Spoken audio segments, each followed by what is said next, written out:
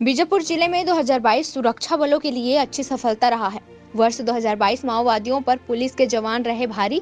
23 मुठभेड़ में 14 माओवादी ढेर हुए। 165 माओवादियों को गिरफ्तार किया गया। 26 हथियार, 244 कारतूस, आईईडी एवं 22 डेटोनेटर, 949 मीटर इलेक्ट्रिक वायर बरामद किए गए। बीजापुर जिले में पुलिस की मुस्तैद पर नजर डाला जाए तो शहीद एवं घायल जवानों की संख्या में कमी आई है। छत्तीसगढ़ शासन की पुनर्वास नीति से प्रभावित होकर 16 माओवादियों ने पुलिस के समक्ष आत्मसमर्पण किया। मुखबिरी के आरोप में माओवादियों ने 12 आम नागरिकों की हत्या, माओवादियों से लोहा लेते हुए मुठभेड़ एवं आईईडी विस्फोट की घटना में 6 जवान शहीद हुए एवं 27 जवान घायल हुए थे। बीते एक साल में सुरक्षा बलों द्वारा 165 माओवादियों को गिरफ्तार किया गया।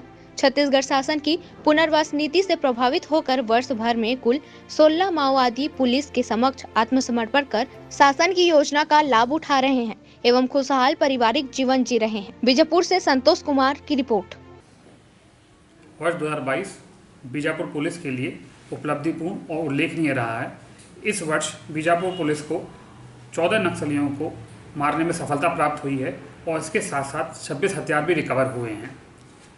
साथ में देखें तो हमने आईडी और डेटोनेटर और वायर भी भारी मात्रा में रिकवर किए हैं और प्रयासों से शहीद पुलिसकर्मियों और घायल पुलिसकर्मियों की संख्या में कमी आई है और जनता की जो हानि होती है और नुकसान होता है उसमें भी कमी आई है।